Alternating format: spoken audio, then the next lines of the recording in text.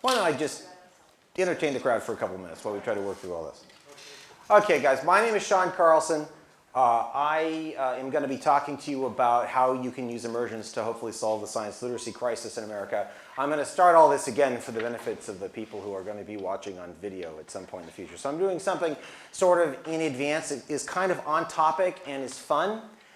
One of the things that we do that I'll be talking about is ways that you can inspire kids to love learning about science by using basically the right sales pitch about science, to describe science in language that they really understand, that speaks to their immediate self-interest.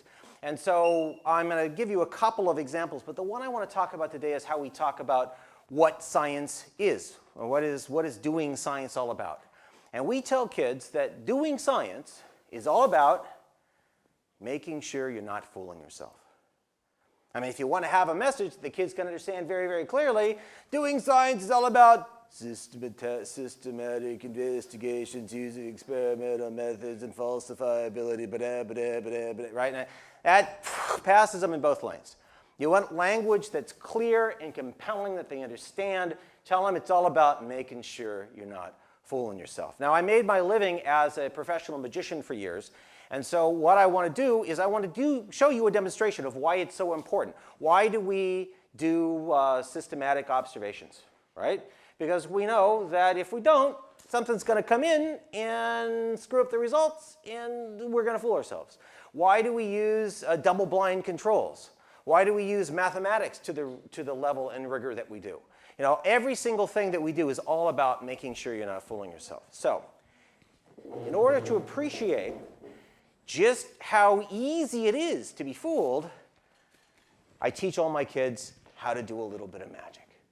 Okay, so I need a volunteer, hopefully somebody, a good sport. Okay, not somebody who's going to give me a bunch of trouble tonight, but a good sport, somebody who's willing to work with me and have fun with me. You, sir, yes, would you please stand right up? Can I have a big round of applause? That's the most credit you got for the least amount of work you've ever done in your life. What's your name? David. David, do me a favor. Sit down right here, David. Okay? And you're going to need to hang on to this. Now, I'm going to show you a classic of magic. It was originally invented by a vaudevillian named Slidini. Every magician knows this trick. This is the quintessential example, demonstration of misdirection. Okay? Every single one of you will see exactly what I am doing. Everyone will see. So don't, suddenly scream out an answer or something. Yes, you're all going to see.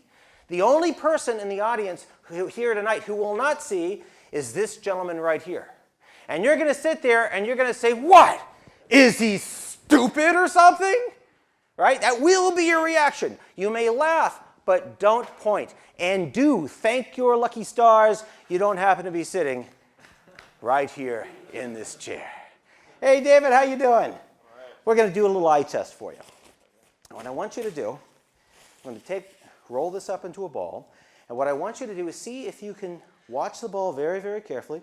Don't take your eyes off the ball. Oh, yes, that's very good. Now, what I want you to do is see if you can tell which hand I put the ball in. Okay? Watch. 1, 2. Which hand is the ball? This one.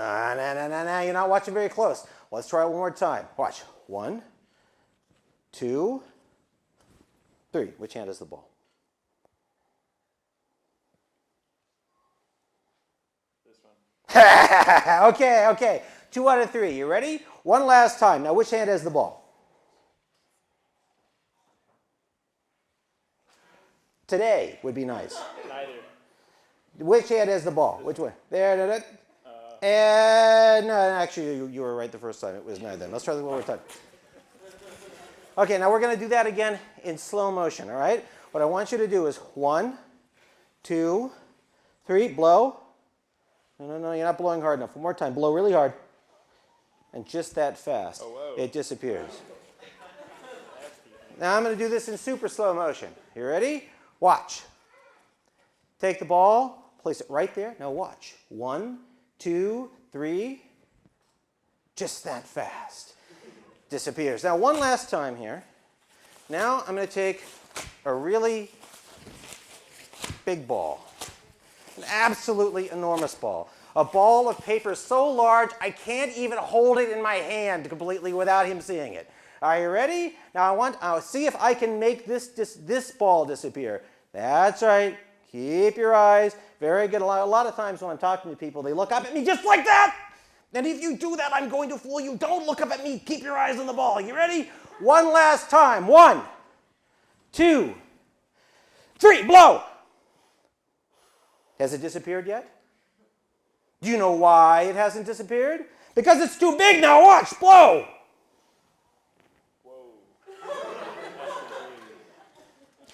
Can I have a big hand of applause, big round of applause for David? Very good. Very good. Are we up? Aha, I distracted you long enough. Now the question is, can I go through my slides? Yes! Okay, we're done. We're set. Sean clearly needs no introduction, but I will introduce him all the same. His first career was as a magician.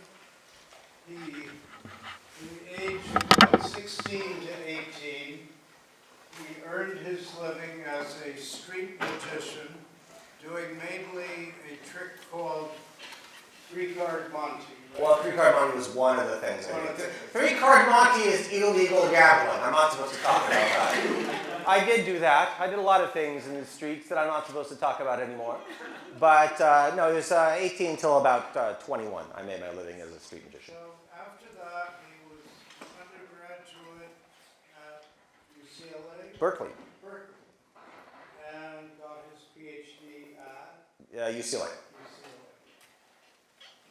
A few years, then he did a postdoc. We haven't rehearsed this, can you tell? He did a postdoc at Berkeley for a couple of years and decided, in part because he and his PhD postdoc supervisor did not see totally eye to eye on what Sean should be doing. And Sean then decided to launch himself on a new career, becoming engaged with science education. He had an absolutely spectacular idea of organizing the tens of thousands, maybe hundreds of thousands, people in the U.S. who wanted to be citizen scientists, who wanted to be capable of doing experiments on their own, in teams, whatever, connect to one another.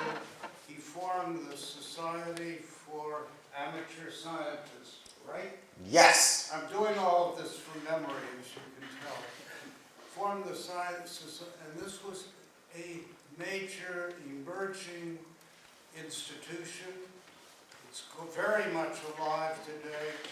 It's all due to Sean, and this extraordinary development in the field of science education was recognized by the MacArthur people, who gave him one of their Genius Awards. Not content to rest on his laurels, Sean then took on an even harder problem of organization, of being a catalyst of a new initiative in science education. And that is to find a way of reaching middle schoolers, starting with middle schoolers, but running from age 11 to 17. He started a program called the Lab Rats Science Education Program, and in part of his talk tonight, he'll tell you about that. So I will say no more about that, but I'll introduce a great magician, a great teacher, and a great innovator, Sean Carlson. Thank you very much.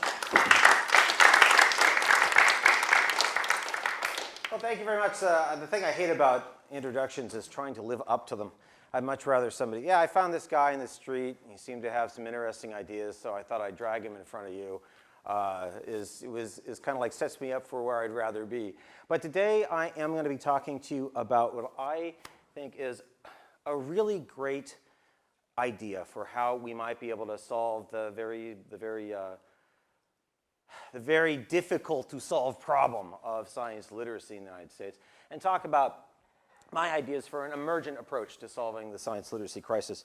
The problem, of course, is the moment that you say an emergent approach to solving the science literacy crisis, most people are going to ask, well, which science literacy crisis are you talking about? Are you talking about the science literacy crisis like so many people in the United States don't even have a basic understanding of how long it takes for the Earth to go around? Or are you talking about the science literacy crisis that that more than 50% of our working PhDs in math and science in this country are foreign imports? They're people who we brought in from outside because we're not producing enough scientists and technologists in this country to solve the problems that we have right now? Should we be producing more scientists, or should we be trying to create a more science literate society? And before you can even try to solve the question, you have to agree on what it is that you're trying to do. And those two camps have been at war for a long time, which is in part one of the reasons why it's been hard for us to solve the problem. And I have to tell you, I used to be a warrior in that battle. I felt very strongly that we had to work to create more scientists. And thanks to this guy a year ago, he taught me about emergence. And in the last year, the concepts behind emergence have really totally transformed my thinking about science, about physics, and also about how to solve problems in the world around us. And so I want to first propose that by trying to do it one way or the other, what we're doing is trying to force human beings to be a particular way, right? We are trying to take flesh and blood. Each camp is trying to decide how we can take the population of the United States and squeeze them together to produce a particular result. And as all of you know, when you do that, usually the harder you squeeze, the more rapidly the result you're trying to produce turns into powder in front of your hands, right? And so what we need to do, instead of asking which result in the future are we trying to force, science literacy or more science and technologists, we need to think about it from a more emergent perspective. So instead of emergence tends to be you create the ingredients together, you bring the things together, and a solution is created that is greater than you ever could have thought of. Am I right? Because I got to tell you, I'm pretty ignorant. My imagination is very limited compared to the great potential that is out there if everyone is starting to work on this problem on their own in a facilitated way. And so I think that what we ought to do is start thinking about that our goal should be, let's try to come up with a system whereby each child is given the power to develop into their own personal best destiny, to achieve their own personal best destiny. Okay? If you do that, I believe you're going to have a much better future than you will if you're trying to solve the problem with a rigorous idea about what the solution is going to look like. Does that make sense? So, can I get an amen? Amen. All right. So what I want to do is talk about how we could go about making that happen. And to do that, you have to go back to basic human psychology. What we want to do is create people who are prepared for success in whatever field they happen to be interested in. And success, when it's been studied, successful people have been studied by psychologists and sociologists. They've identified three major personality characteristics that I like to call the 3 C's. The first is capacity. The ability, raw smarts. The ability to actually do the work because you have enough mental calculation. I do not believe that it's possible to teach quantum mechanics to a dog. Okay? I don't think dogs are smart enough to learn quantum mechanics. Now, if you want to ask the question, how smart does someone have to be science literate, depending on what your definition is? When I ask most people that question, most people say, well, of average intelligence, I would say. I think somebody who is of average intelligence can learn to be science literate. How many of you would agree with that statement? Average intelligence? Well, if you say of average intelligence, you've just knocked out 50% of the population, right? Because 50% of the population is below average intelligence. All right? So the idea of achieving universal science literacy right there starts to sound a little dodgy when you're already cutting out half the people. So you have to find people who have the raw smarts. The other thing you have to do is the people who are going to achieve have to have the commitment, the fire in the belly to overcome any and all obstacles. I guess who has the greater commitment in this, in this image? I think it's the zebra because he had to build that motorcycle himself. But, and commitment is something, fire in the belly is something that does not come naturally. Those of you here all have it. But there are a lot of people out there who don't. Okay? And so if it comes naturally to you, you think, well, it must be natural to everyone. And in fact, you guys are more the exception than the rule. Okay, and the last one is community. We all have to have a nurturing community that rewards our success and that carries us forwards. No one is an island. We can't succeed all by ourselves. All right? Every single person in this room who is successful can point to somebody who was a mentor, who believed in them, and gave them encouragement at the appropriate time. Am I right? So all of us who want to be involved in solving this problem, when we work with young people, we are all a member of their community. All right? And that's how you can get, partly how you can get involved. Now, there are two main different kinds of communities, and these are examples of communities that we can be involved with. Schools, science clubs, sports, and this is a positive family community. The thing about these that lead to success is that they are not only nurturing the person to be the best that they can be, but they're also connecting them to the greater community. Their focus is outwards, from themselves to the greater community, the world out there. You should use your talents and your capabilities to go out and make a difference in the world. That's the lesson of all the communities that are positive. But there is another class of community. Now first, if you are in that kind of community, the results can be absolutely staggering. Okay, almost nothing cannot be achieved. That was a bad double negative, which I will never repeat again. But there are other kinds of communities as well. And these communities, not so positive. Okay, what's the difference? These communities tend to be ones that focus inwards. It's all about us versus them. Okay, and they are not us. Okay, and when you have this strong separation between us and them, you get a lot of incredible ego invested, but the result is rarely positive. This is a picture of, and far worse than this. I mean, this is a slap and a tickle compared to what happens to some people who cross gangs.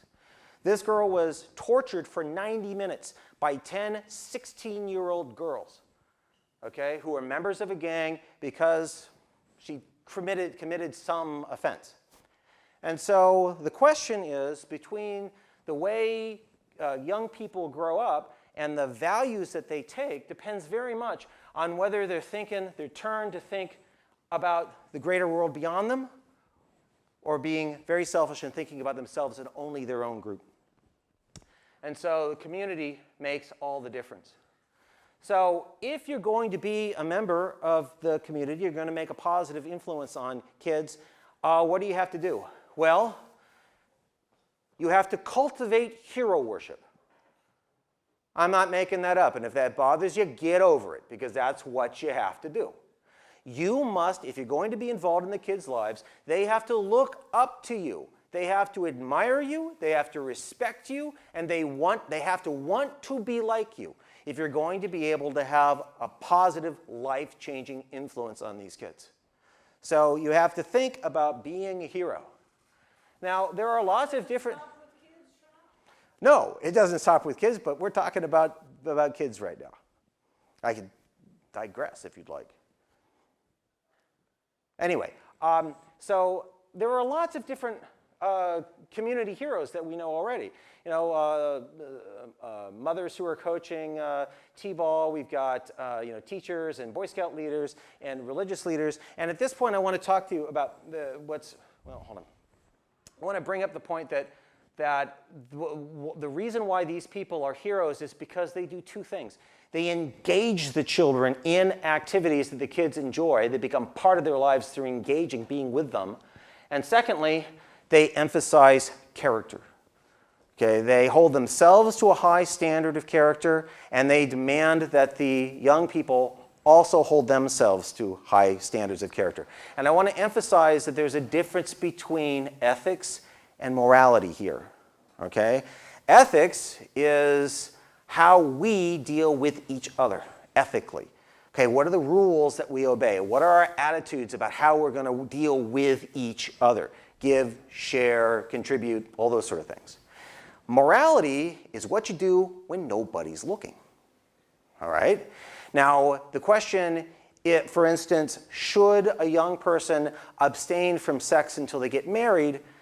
That's a moral choice. And that's a choice that has to do with the family. And if the family wants to bring the person to a religious leader to talk about it, that's their business. That's a very intimate sphere. All right? And I do not believe that anybody outside of the nuclear family, should try to get involved in moral questions. But ethics, yeah, is something that we can very strongly promote. Let me ask you something. Of these groups, of the people you see up there, for the people who come from very unfortunate circumstances and grow up to be wild successes, after parents, who do they cite as being the #1 positive influence in their lives? How many say teachers? I heard a couple of people say teachers. How many people say religious leaders? Not a hand goes up. That tells me a lot about this audience. What community you're in. Yeah, scouting, social organizations. Coaches. The answer is coaches. It's coaches. And the reason why is science teachers, for the most part, are focused on teaching fact. Coaches teach character. They teach teamwork. They teach success in sport as a metaphor for success in life.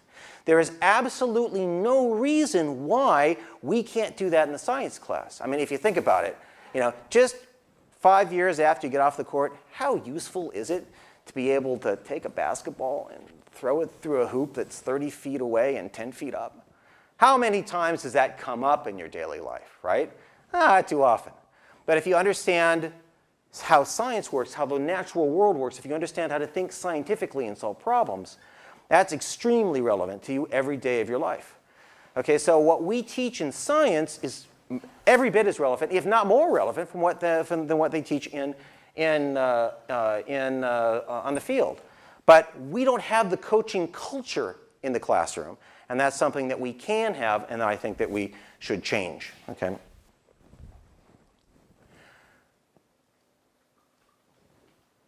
All right. Now, how do you hook kids into being lifelong learners? If we want to create a community experience where, in addition to them imprinting on us, we want them to learn stuff through us. The fact of the matter is, learning follows interest.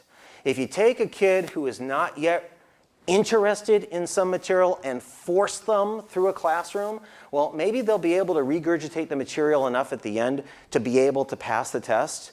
But you think they're going to remember it 5 years from now, 10 years from now? How many people took a class, maybe recently, that you absolutely hated? Ever taken a class that you did not want to take? Oh, come on! Be brave! Come on! Put your hands up! I did! Okay, I took economics and hated it. And today, about the only thing I remember from my economics class is supply and demand. And that's about it, okay? If we're not in the business of teaching kids stuff to pass tests, we're in the business of giving them real working information that they get to carry with them out into their lives and access anytime they need it for the rest of their lives. Am I right? Okay, and so if you teach kids something and they only remember it for the test, they don't remember it a year from now, 5 years from now, 10 years from now, you've wasted your time, you've wasted their time, and you've wasted the taxpayers' money. So it is very, very important that we learn to cultivate interest. All right? And how do you do that? Well, there are several ways. The number one way is to engage them. So now we come back for engagement. Get them involved in an activity that they get their hands on, that they see other people around who are passionate about. That passion is infectious. So get them engaged in something that they're passionate about, that you're passionate about. I have to tell you, there are many people who will say, for instance, you know, I'm an amateur ornithologist now. I like birds. I'm a bird watcher. I'm an avid bird watcher. And didn't think all about bird watching until I got into high school biology.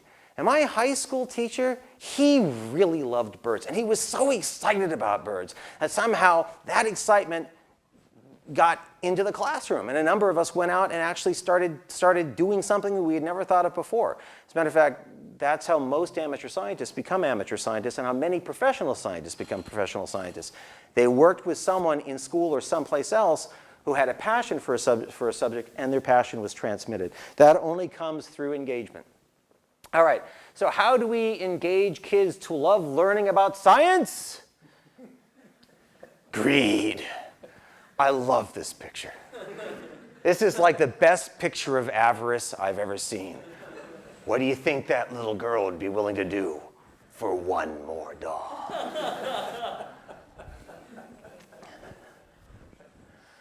When I say greed, I mean you have to answer the what's in it for me question. If you are 8 years old and you're being taught by a teacher and the teacher says, let me show you this really neat math thing. The 8-year-old almost always goes, yes, show me the really neat math thing. Okay? But then when you're in 8th grade and you're stepping into your first day of 8th grade algebra, what's the number one question 8th grade algebra teachers get on the first day of school? Will I ever need this? Why am I here? What's in this for me? Right? Suppose I were to walk up to, no, David, I've already picked on you. You, sir. What's your name? Jordan. Jordan, give me $10. My wallet is in my other pair of pants. Ah! If I walk up to somebody and say, I'd like you to give me $10, I'll always get a result like that, a result like that, won't I? Okay, and the reason why is I haven't given Jordan a reason for why he should give me $10. Now, Jordan, I'm holding in my hands, oh, if I could only hold this in my hands, a single share of Apple stock. And I will trade you this piece of paper for your piece of paper. Would you do it then? What's my piece of paper? Your $10. I'd be foolish not to. Yeah, it'd be foolish not to, right? If I make the value proposition high enough for him, he'll say yes every time. Okay, so when the kids are asking what's in it for me, they're asking the adult question. Puberty has come in and hit them on the head and changed their focus from I want to learn more about the world to I'm much more concerned about my position in the social strata. Now I got to know what's in it for me. Okay? So we have to be able to answer that question. And to do that, you have to appeal to immediate self-interest. Okay, so let me tell you what happens in that 8th grade classroom. Usually the teacher will say, well, you know, 2 years from now when you graduate from junior high school, actually I guess this would be a 6th grade classroom, 4 years after that when you graduate from high school, and 4 years after that when you finally graduate from college, there are people today who believe that some of what you're learning in this class right now might possibly be useful to you in some future career you haven't even decided on yet. That's not such a powerful argument, right? Because kids can't think 10 years from now. Because 10 years ago, they were 4. Right? They have no concept of what the adult world is like. I'm not saying you don't make that argument. That has to be part of their thinking. But that argument is not sufficient to create the fire in the belly that it takes to get kids to do the hard work that's necessary to master this material. So instead, What you have to do is pretend that you're selling science. Learn to take a lesson from the marketeers. You have to make an emotional connection to these kids by describing science and the benefits in a way that plays to their immediate self-interest. For instance, when you ask, why should I study science? What we do is we say, because an education in science and technology is nothing less than the power to transform the entire world with a single idea. Is that right? A lot more inspirational than, hey, 10 years from now, maybe somebody will pay you to know this stuff, right? You put it in very dramatic, emotionally charged language. And then you prove that this is true. And you say, look, I'm not saying everybody is going to be an Einstein, but I am telling you that every single thing you see, every single circuit in your cell phone, every bit of technology that you have, everything in the world around you was designed by somebody. And people all around the world, there are hundreds of thousands of people who are educated in science and technology who can go to bed every night saying, I made a difference. I helped change the world. That's true of most scientists can say that. Okay? And if you'd like to be able to go to bed every night and say, I'm making a difference, my work is changing the world. If you'd like to have that kind of immortality, you may die, your name may die, but your work and your genius lives on, helping other people after your life is over.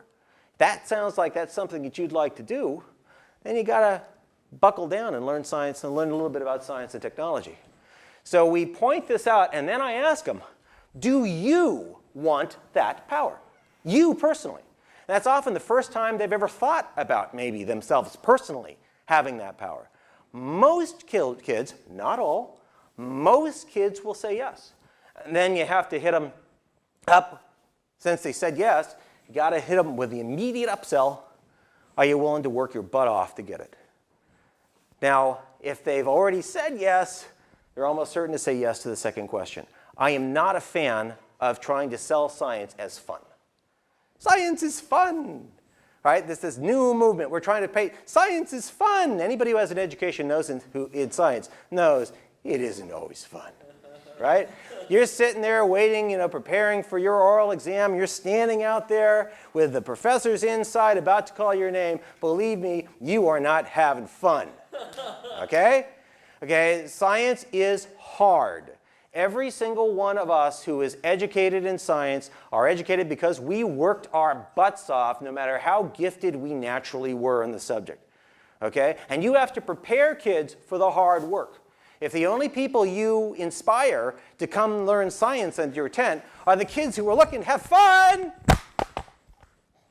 sometimes I get a little animated, those things happen.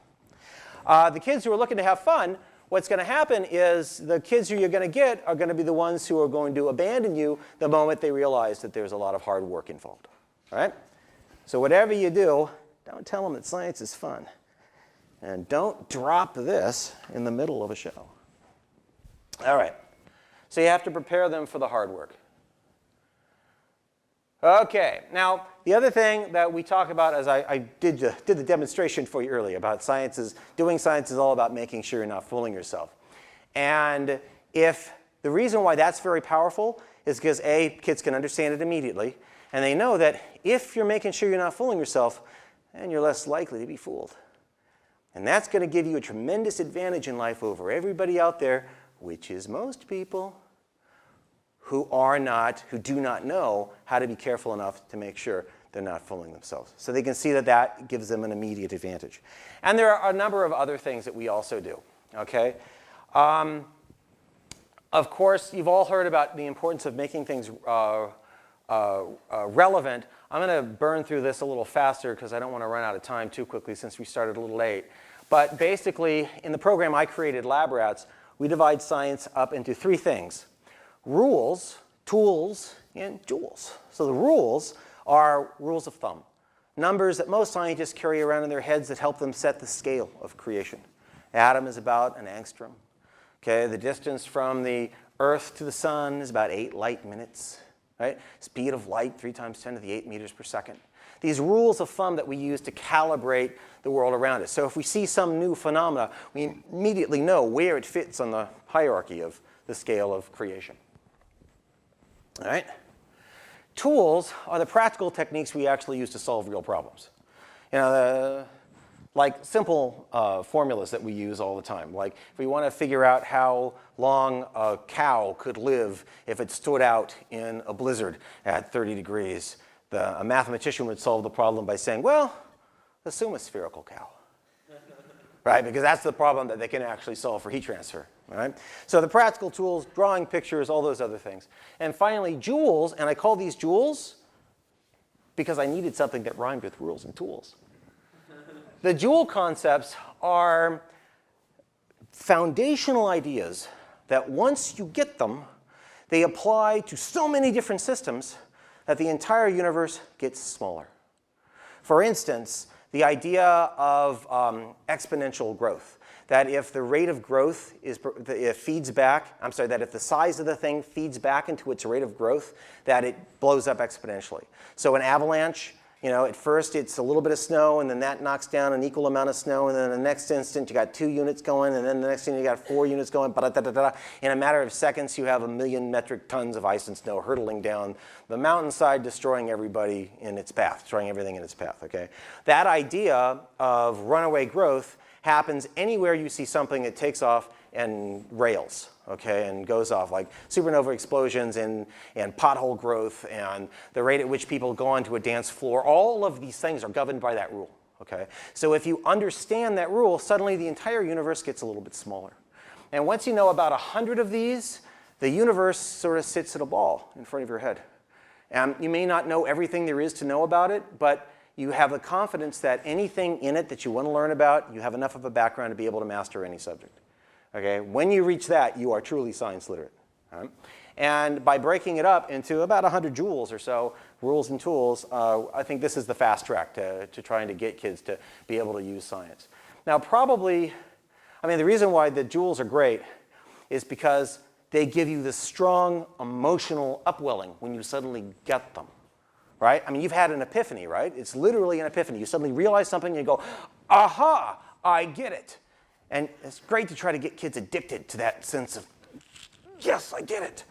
And probably the single most important idea that I know about, because it has the widest degree of application and it's now the central concept that we teach lab rats around, is emergence. So basically, and I don't need to tell you guys about emergence, you're studying the subject, but it's how you can take a bunch of cups of Starbucks coffee and put them together to make the Mona Lisa. How is it that things, right, are greater than the sum of their parts, can be greater than the sum of their parts? And of course, emergence is everywhere. You can start with simple Newtonian mechanics and think about a spring and a mass. Separately, they do what they do, which is not particularly interesting. And then you connect the spring to the mass, and you draw a box around the spring and the mass, and suddenly you get something you could probably never have guessed had you not actually seen it, simple harmonic motion. A new phenomenon that exists solely because you bring these two things together. It's all throughout Newtonian mechanics. And quantum mechanics, which gives you chemistry at every step, from chemistry to organic molecules, from organic molecules to simple life, to complex life, to humans, to 100 billion brain cells turning into intelligence, to finally the culture and the things that we do. At every step through here, you can keep bringing kids back to this concept of emergence. I know of no other physical concept in science that is as true or as applicable in as many different systems in so powerful a way to give you new insight into the way things work. So that's why I'm really big on emergence. You did it to me. So since the science literacy issue, getting people inspired to become great, to achieve their own personal best destiny is an emergent problem, I think it needs an emergent approach to its solution. And what I call this 360-degree engagement, and by which I mean you want everybody who can be involved to be involved. So it turns out that beyond just the teachers, there are hundreds of thousands of working scientists Millions of parents. Did you know that 82% of all parents, even those from the lowest economic backgrounds, if you ask them, if you could do more to help your kids master science, would you? 82% say yes. I just don't know how to do it. Okay? Well, that's a huge potential group to go out and organize and to turn into foot soldiers to help make this happen. There are lots of retired scientists, engineers, technologists, and of course, I didn't have anyone in particular who had given us a lot of money, so I just thought I'd pull this guy out of history to represent philanthropy in general, okay? And also philanthropists who care deeply about the problem. And what you want to do is you want to bring them all together and give them a way that they can contribute in a way that they know is going to solve the problem or address the problem. The problem is that they're doing that now, but they're doing it very inefficiently. They're throwing resources out in every direction, putting out whatever fire seems to be in front of them. But if you can actually organize the teachers and the working scientists and all the rest of these groups by giving them a single hub program, something that can stand in the center, that they can go and network with and know that their work, their effort, their energies is going to make a difference, then you've got something. And that was what we designed LabRats to be. The LabRats Science Education Program was designed to be an example of a hub program. Not the only one, okay, but one that we think could reach a lot of kids. Basically, to summarize LabRats very quickly, you can think of it sort of as Boy Scouts for kids who like science and boys and girls who like science. They have weekly meetings that go throughout their teenage years, so the kids get a steady, regular influence throughout their teens, because it takes that kind of long-term focus to make a difference in their lives. Every activity provides an immediate payoff. I told you about the rules, tools, and jewels. They have a merit-based system advancement so that the more they learn, the more they contribute back to society and to the organization. The higher up in rank they go and the more social status they gain. We have a very strong ethical code that we enforce. Our groups are led by professional educators that we call synergy leaders and not just volunteers because it takes a special expertise to be able to teach our program. And we bring in community science mentors to help with the merit badges and other efforts that they need to be able to advance.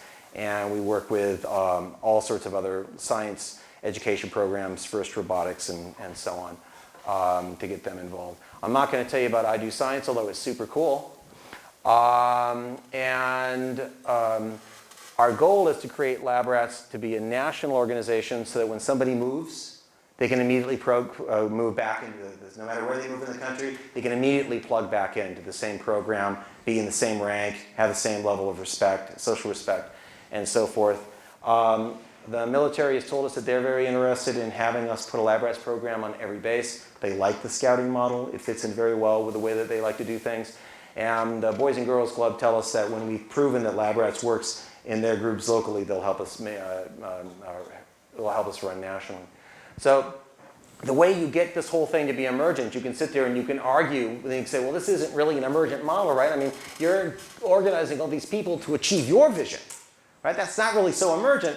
Well, my point is LabRats is just one example of the kind of hub program that you can have. I hope some of you, as you go up and go out into the world, will come up with similar programs that appeal to things that the way you think things should be done. And then we all duke it out in the marketplace and share ideas and share resources, and that's when this really becomes an emergent solution that can reach everybody. LabRats can reach a lot of people, but we can't do the job entirely by ourselves. Okay, I'm not going to tell you too much about this because we're out of time. Okay, we all know, this is my ending slide, so let me give you my pitch here. We all know that the future is emergent. And my view is that, as I hope I've convinced you, if we're really going to have a fighting chance to address these social issues, emergence must also be part of our future. All right, thank you very much.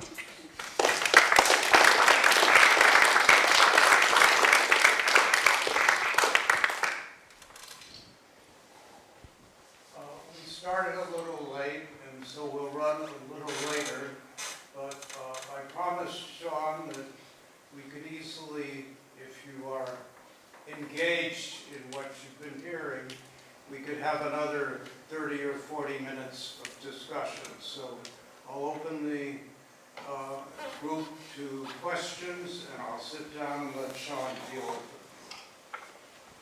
Okay, anybody got any questions, concerns, complaints? Those you can take up to the manager. Yes, David? So yeah, I got one. So, is the lab rat program meant to compete with Boy Scouts then, or would ideally they kind of coexist? Because Well, I mean, like imagine you have a parent who's deciding what programs to put their kids in, Sure. Well, well, schedule. my goal is not to compete with Boy Scouts. I was an Eagle Scout. I got kicked out of my house when I was 16, and the Boy Scouts basically saved me. Okay, the training and the ethics that I got from that program. And I was also the only non-Jew in the whole Jewish Boy Scout troop. So when I got kicked out, I had 30 Jewish mothers to take care of, which was really important. So we're not trying to compete openly. For one thing, most of the kids who join Boy Scouts are not doing it because they're looking for STEM education, right? They're doing it for a different reason. Fully 50% of the kids who are 18 when they graduate from Scouts go into the military. Okay, so they're appealing to a different demographic, and that's great. So what we're trying to do is take those social elements of the Boy Scouts that work so well at binding kids emotionally to a group and apply those to teaching science and technology instead of campfires and sprinkles. Does that make sense? Yeah. Sorry. Does lab rats, or does lab rats prepare kids, or do you see lab rats as at some point preparing kids to not only be scientists themselves, but engage their peers who didn't participate in lab rats? Oh yeah. Our view is that kids in lab rats become evangelists for science, for science education, and they take their enthusiasm with them back to their schools. And whatever happens is emergent, right? Whatever happens, happens. And we expect that data will show over time that they have a positive influence in inspiring other kids to also get more interested in science. I can't prove that, but I suspect that will be true, and we'll just have to get the data to find out. But yeah, I think it can be a tide that lifts many boats. So I was interested, you said one of those sort of sales pitches is so you're not fooling yourself. And I've often sort of pitched it more as, so, others don't take advantage of you, or you don't get sold stupid stuff, or, these are the reasons you might Sure. want to learn this stuff, is somebody doesn't take advantage of you, or, Yeah. somebody's not fooling you. Yeah, exactly. So- There's actually a subtlety that you just hit on, because it's like, the fact of the matter is, most of us, the great fooling in the world is mostly us fooling ourselves. It's only if we have fooled ourselves into believing certain things are possible that other people can then fool us. Okay? But your point is very well taken.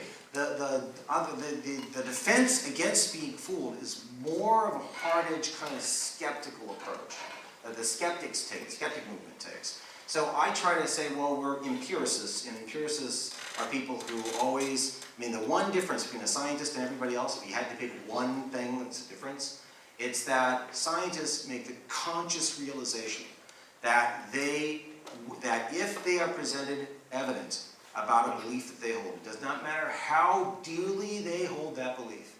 If the evidence shows that belief is wrong, they will change their beliefs to fit the data. They will not change their interpretation of the data to fit their beliefs. 99% of people consistently, almost universally, change their perception of the data to fit their a priori belief. Okay? And the scientist is the one who says, I don't care how painful it is, I will always follow the data. That's the single most difficult thing to do, to be a scientist. And most scientists don't do it 100% of the time. Okay? And so that's sort of the approach that we take. We may fold in the more skeptics angle. The skeptics, I'm friends with the skeptics groups. And we may fold in that more, but right now we're sort of staying away because we see that as more or less as their call to action. I was just thinking for the young audience, and when they're like maybe 13 or something, one might not think of it as fooling, you might not think sort of from an egotistical point that I'm even at 13 fooling myself, but Yeah, but you see, that's why we do magic. We teach them magic. Because what they do is they learn they learn how to do magic themselves, and then they go out and they realize just how easy it is to fool my father. He actually thought this self-working trick was an example of mental telepathy. I was dumb.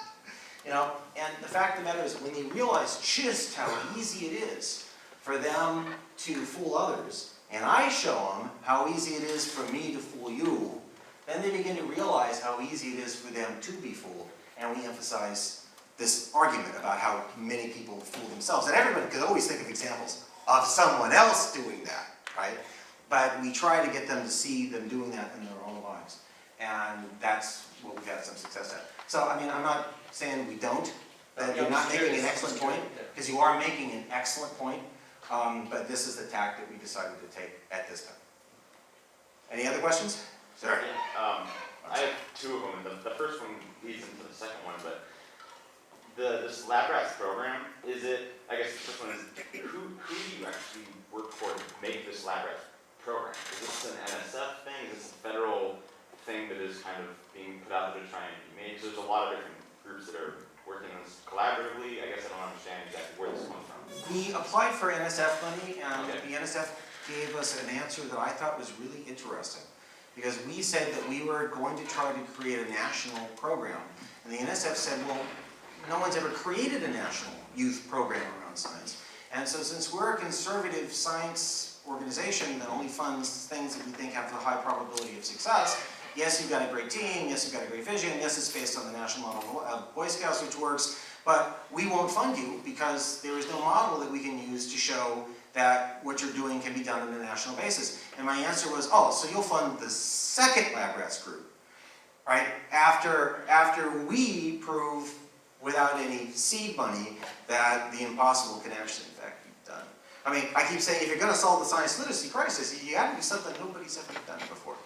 Otherwise, you're not gonna solve the problem. Right. So we did not get money from the National Science Foundation, and I haven't gone back to them. So this has been individuals, some corporate support, and me working a lot for free, which is what it's been to move it forward. So that's usually what it takes, is somebody with a vision to sit down and not care how much they starve their children.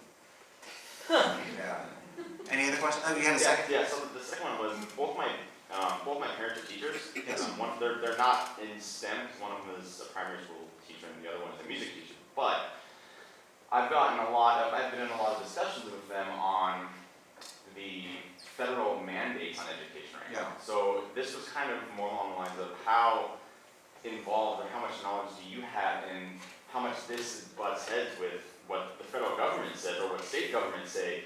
You have to meet this criteria for science, math, technology, whatever. If you don't make them, we're not going to give you money. Because it happens all the time, and it drives my parents crazy. Yeah, well, that happens. the thing is that those standards are more about people doing CYA than actually doing real science. I agree. I mean, the fact of the matter is, I don't care what I do, anything I do, I can show you how it fits the standards. Because the standards are so broad and amorphous that, I have this strong ethical thing against doing that, and a lot of people don't, which is why they tend to get a lot of money. So I was kind of wondering, since you're in it right now, Yeah. you're in the midst of it, do you have kind of a dowsing rod that gives you a feeling as to how this kind of stuff is going compared to, I guess, the past 10 years of science education, which has been straight to a state-driven test for mandates? So this is, 50 years if you want to go back as far as we've been trying to solve the problem using conventional means. And where we sit with that. the remarkable thing about the government is when something has not worked, they never say we have to stop and do something completely different. They say, well, we're going to keep doing what we've been doing, only harder, faster, and deeper. Right? And so that's no child. no child left untested. Yeah. And so, I mean, the point of the matter is, we are not trying to supplant the standards. We're trying to outcompete them. Right. So we're just trying to create a program that's just outside the schools, works with the schools, but is not restricted to the state curriculum. Because I think that if you teach them the rules, tools, and jewels, that whatever your curriculum is, The kids who understand that stuff will be able to learn it better, more efficiently than. It's an addendum to what they do inside their class time. Yeah, So so- it's like an after-school program. Yes, yeah, exactly. An after-school program is usually an evening program. Yeah. Kids come together in the evening to take part of this once a week. So that's what we try to do. So I've been learning about presenting science through like model-based reasoning. Yes. Does the program kind of try to use that approach a little bit, even in these after-school programs where they're kind of, it's more, from what I understand, it's basically, it's more of a discovery. Yeah, approach to science. yeah. I mean, the thing you have to understand is there is no free discovery, Right. because it doesn't work. Okay? If somebody wants to say, well, we're going to do hands-on activities and the kids are going to discover the curriculum, they have to realize it took many thousands of brilliant men and women, 250 years to figure out our current model of the universe.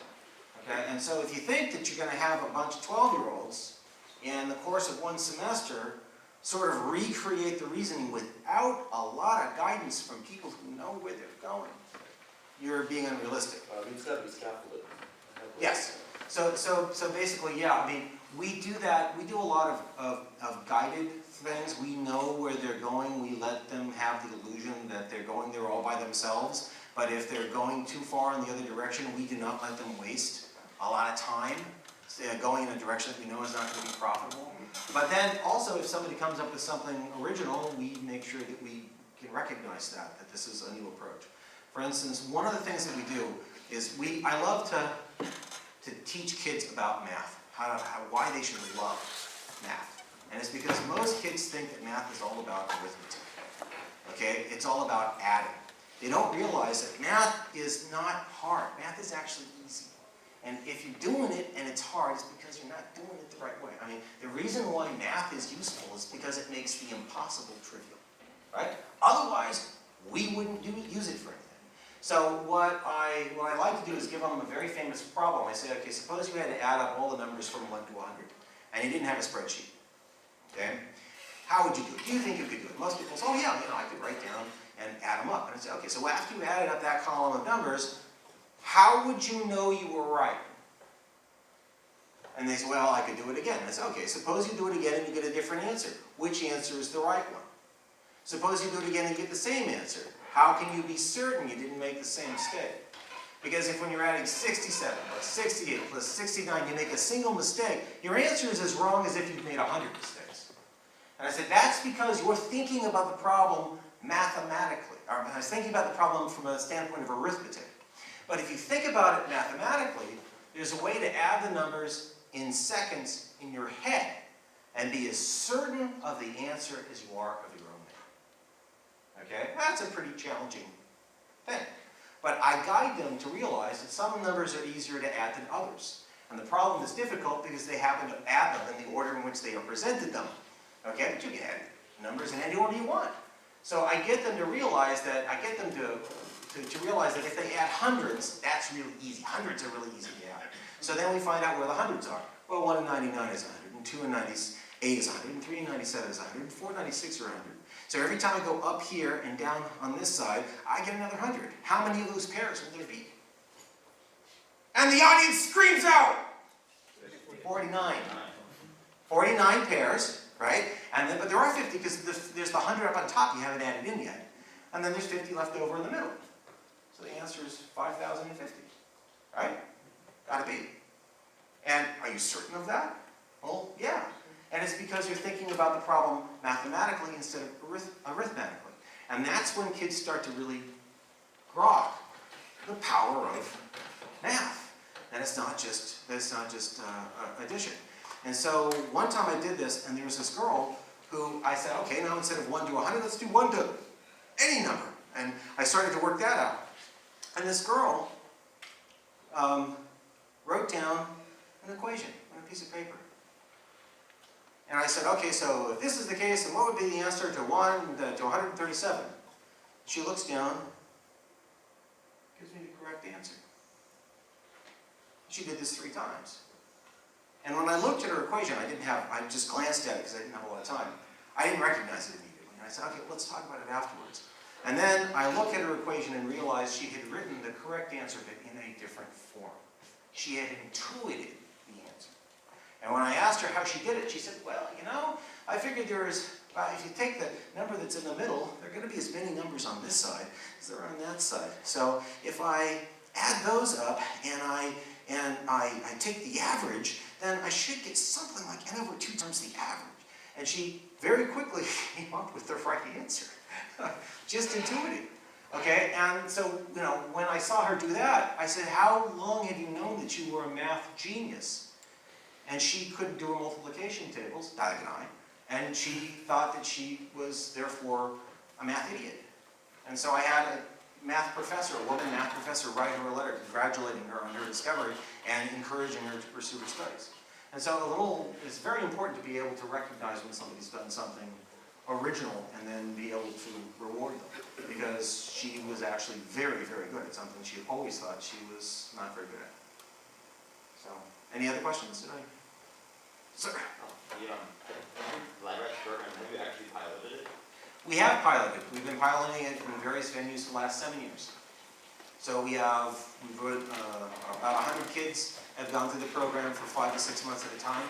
We have real experience with them. We've done a lot of things for instance, removed the social elements and just ran it as a social club and done a lot of other changes, swapping things in and out to try to see what works. And it's based on that experimental evidence that we think we know how to solve the And I problem. guess this is a key aspect for this program. How do you evaluate yourself? How do you evaluate the program? We evaluate the program. There are a number of different metrics. The simplest one is basically the parents' view of the changes in their kids and the kids' view of their changes in themselves. That's the easiest metric to measure. And then there are a number of other metrics that you measure as well about their cognitive reasoning skills, their problem-solving skills, and so forth. And we think we know how to solve the problem. And retention is very important because the Girl Scouts have a science program that 50% of the kids drop out of at the end of the first week, and only 3% of them are still taking part in the same year, at the end of the year. Well, we had a group of 14 kids, which isn't a huge sample, but we ran it for 6 months, and at the end of that time, we had 100% retention. And the parents were paying to keep the kids in the program. So, I mean, we're not going to have 100% retention all the time, but that suggests that the retention of our program is greater than, or certainly competitive with those of other programs like the ones that are in the Scouts. So if it's not top secret, what is it that you're doing in there that makes it so different? I mean, I saw a few of the slides, but that, I mean, We, expand a little bit on. if you add, well, we do a lot of all the things that we're saying. We create a strong emotional, we create a strong group that is emotionally bonded to each other, so that they keep coming back because of the experience. I don't care so much if they learn something every week. I care that they had a great time while they were there, because I realized, hey, I got years to get them fully trained, right? And so, you know, we're all about creating a wonderful learning experience where they actually gain self-confidence, build their self-esteem, and, you know, gain leadership abilities and see themselves advancing as people. That's essentially, in a nutshell, what we do. David. So what I'm wondering, I guess what I'm wondering right now is, how do you bring people into the program who wouldn't otherwise already be interested in science? Does that make sense? Yeah, no, it's a great question. Our approach is like that of light beer. How they marketed light beer. When light beer was first marketed, nobody wanted it. Okay, and so what they did was the company, I think it was, I've forgotten which company it was, brewing company that came up with it, but they were making a ton of money from their other beer products. And so they knew that eventually this could have real legs, but you had to get over the initial hump of resistance to the product. And so they brought in all these celebrities playing pool and doing all the rest of the stuff, and they had this huge campaign, and they stayed with it until light beer took off, and now it's, 40% of their sales? Okay, and so what we are doing is, instead of what the National Science Foundation typically does, is they say, we're going to give you money to create a program, but right out of the bat, right out of the door, you've got to go into underprivileged communities and you've got to make this work there. And in T-minus 3 years, the funding goes away. Okay? So what happens is, you go and you can have great results with those kids for 3 years. But when the funding goes away, there isn't enough traction yet for that program in the community, for the community to really come together and give you the money that you need to keep that program going. And so almost all of the National Science Foundation funds evaporate as soon as the funding goes away. So what I want to do is sell lab rats to our natural subscribers, to the people who have the money, realize the value, and are willing to pay for the privilege of having their kids in our program. And then, when we have a constant revenue stream, then we go and start dumping those resources like Robin Hood from the rich to the poor, a steady flow of sustainable resources so that we'll be able to keep that program going, even if it takes a while for it to pick up. Also, we're hoping that when we've talked to the Boys and Girls Clubs, we're hoping that they'll live up to the discussions that we had earlier, that when we prove the program really works very well for them, they will help us bring it nationally to their community through their programs. And I think that those two approaches together are very likely to be able to get us to do a lot of great things for the kids who most need it. But it has to be done with your understanding of the marketplace. Because if you don't know where your money is coming from and you're going to go, and you're living on a hope and a prayer, you will go out of business. So, okay, last question.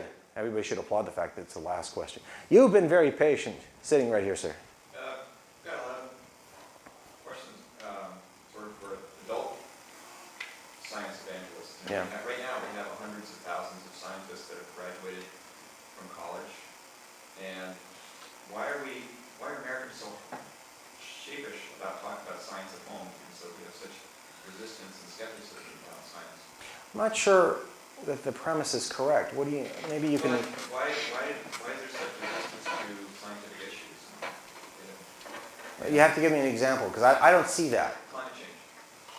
Well, that's the climate change specifically. Everyone did agree with it, and then we had a scandal which allowed the other side to come up and make it into a political issue and beat back, and then everybody loves the underdog, and when one side's been put down for a long time and suddenly they have a victory, everybody goes, oh, all sorts of, it's not quite the same as saying we're not talking about science in the homes. I mean, the reason why, a lot of scientists go out into the community and they try to get kids excited about science, and frankly, they're a dismal failure. Okay? And it's not because they don't have the heart, and it's not because they don't have great presentations. Some of these guys knock your socks off when they go into a classroom. They just do a fabulous job. But the problem is, they're a one-time show. They walk in and they get the kids super jacked up. Oh yes, we want to study science, this is really great. And then the kids go home to the same environment they were with the same neighbors, the same neighbor kids, the same viewpoints that their parents have, and I guarantee you the inertia of that home situation is going to overcome whatever momentum you give those kids out the door from a single presentation. That's why if you want to make a change, it can't just go out and give a one-time shot. You have to be part of something that's going to be involved with these kids' lives continuously throughout their teenage years to have a chance of having a long-term involvement. So if they were to become mentors or become merit badge counselors for the Lab Rats program, that would be a way in which they could contribute and as part of something that would be ongoing. So anyway, that's my show. Thank you very much. Will take one final round of applause. I'm not proud. Yeah, you guys have been a great audience. I hoped I informed your thinking.